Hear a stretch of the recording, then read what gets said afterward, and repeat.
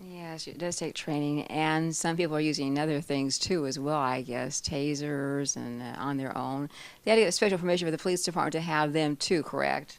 You need to be trained depending on what type of taser that you have. But mainly want to focus too on what the general mood is down at the police department right now. I understand that the California Highway Patrol has been asked to help out because many officers have left the police department due to budget cuts or discouragement. There has been a lot of that. They are stepping up and have been asked to step up and help out. What is the mood here in the Stockton PD right now? Well, in 2008, we were budgeted for 441 police officers. So we've lost over 100 police officers these last 4 years. And we've lost a lot of our experience.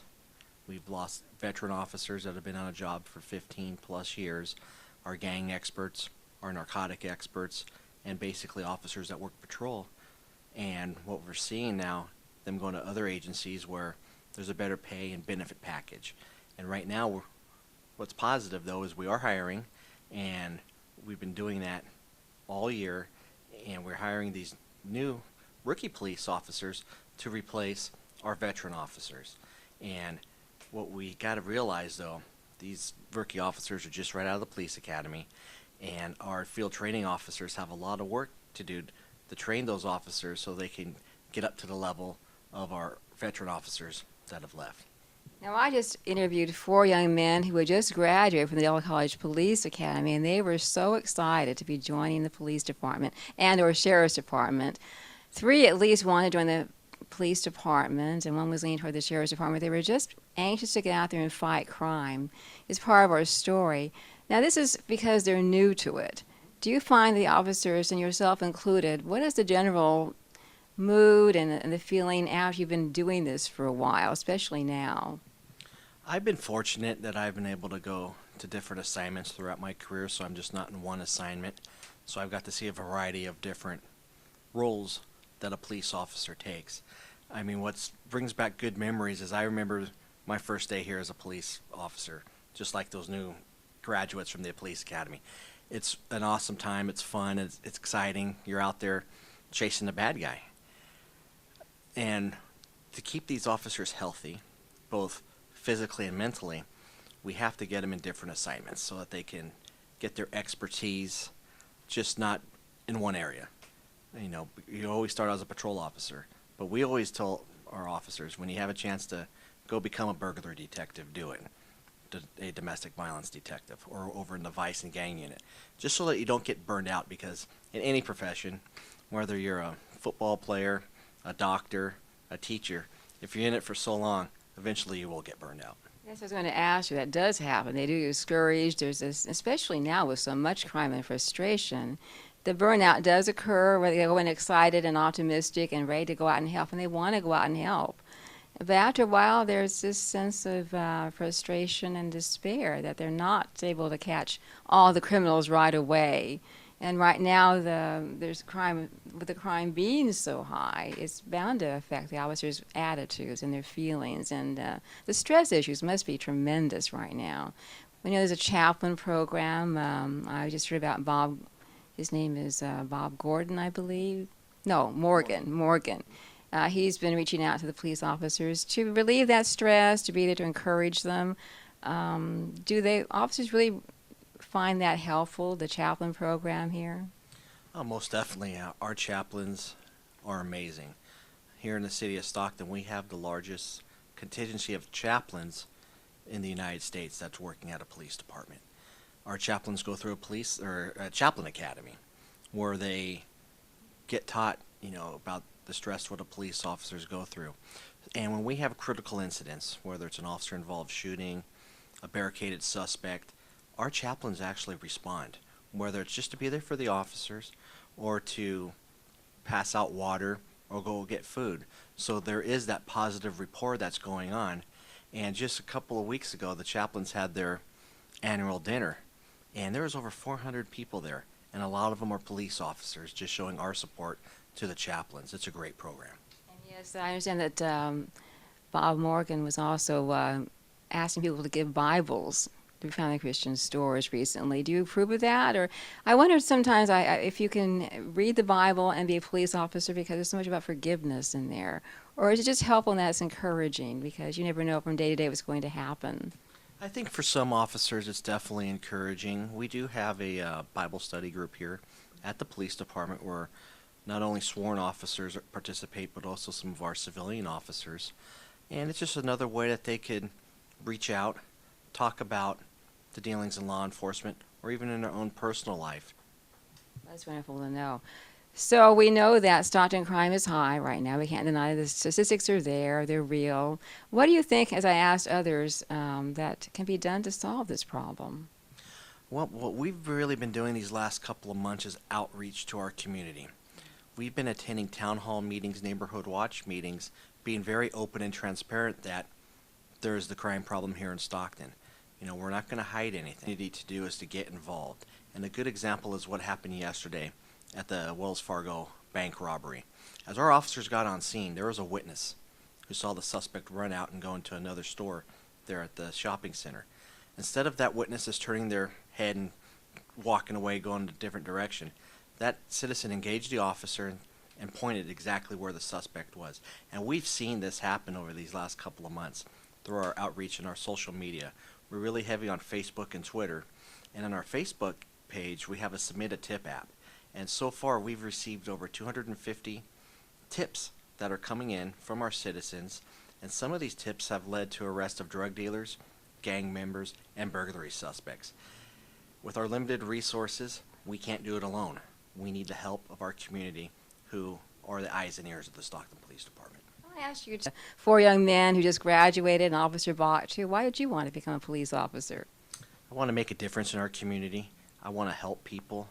My uncle is a police officer over in Oakland. He was a motorcycle police officer, so I kind of had that instilled in me. My dad was in the military along with my grandpa, so we had that background of serving in one way or another our country or our community.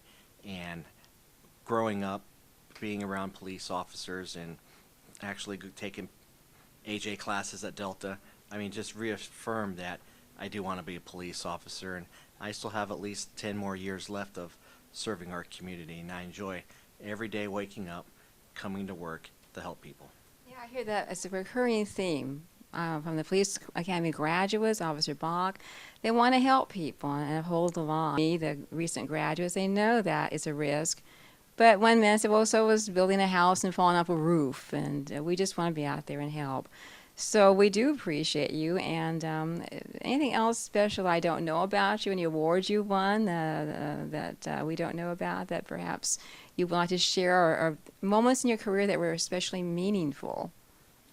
You know, when I graduated the police academy, I won the leadership award from the academy director.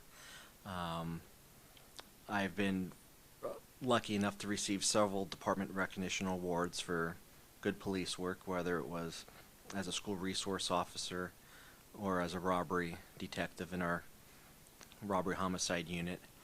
But you know what's really rewarding to me is the men and women of the Stockton Police Department. From our sworn officers to our civilian staff and even our volunteers here, whether it's our VIPs, our senior citizens, or the chaplains or our cadets. During these trying times and unique times of policing, right now is real challenging and we have limited resources. But the men and women of the Stockton Police Department are dedicated every day to serving our community. I've seen that from day one since I started all the way up until the present time. So that's something that I'm proud of. I'm proud to be a part of this organization and seeing this happen day in and day out, even during these trying times. I asked you too, why did you leave the homicide division to go into the public information?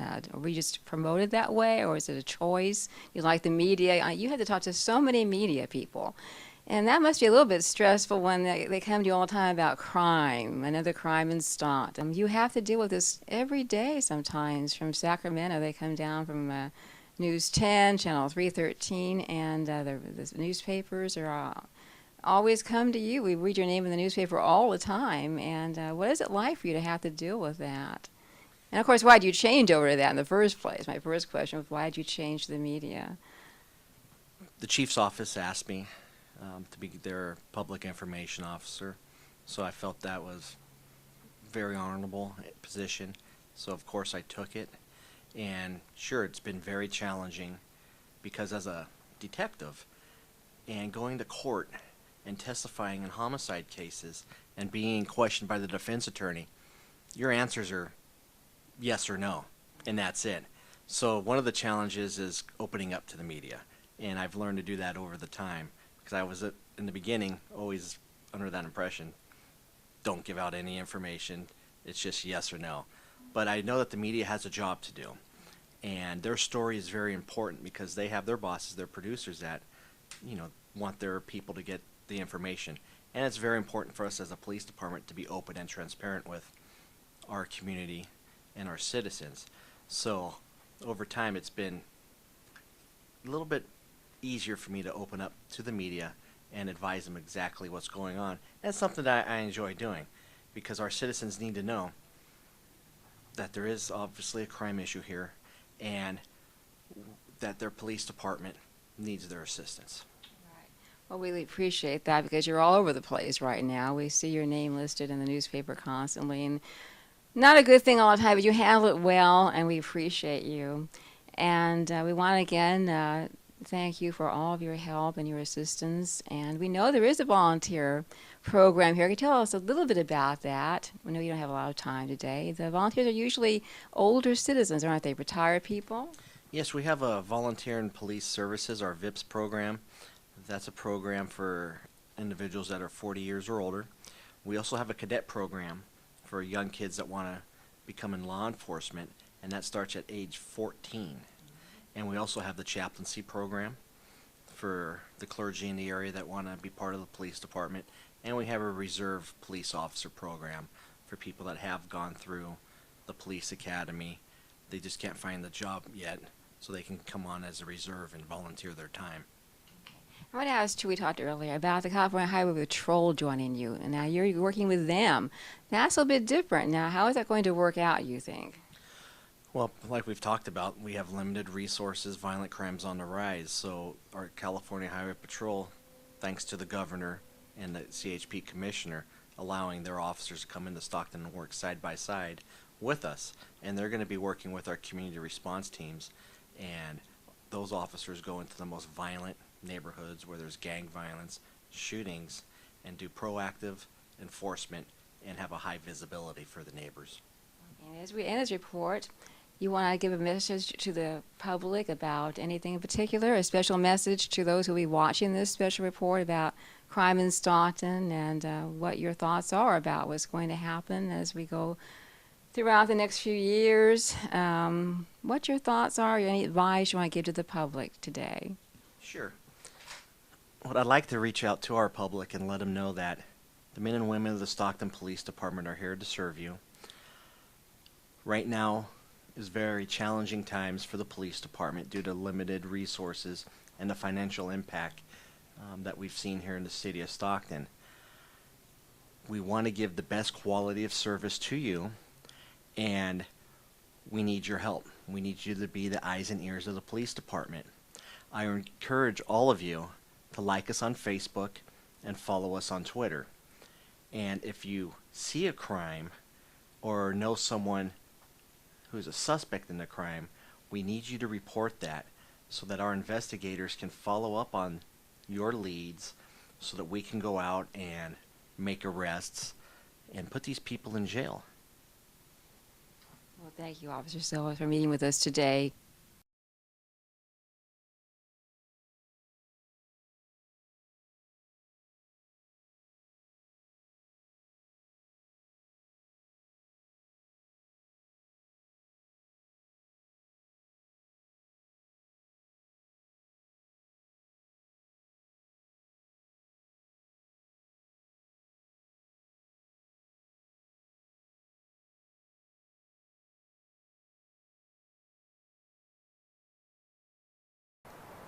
We're standing outside of the Stockton Police Department building after an interview with Officer Joseph Silva, who just talked to us about crime and his career here at the Stockton Police Department. We want to call special attention and pay tribute to those officers who have fallen in the line of duty. Here outside of the Stockton Police Department is a special honorary monument for those officers who have given their lives to protect Stockton, California. We pay special tribute to them, their families today, and want to honor them.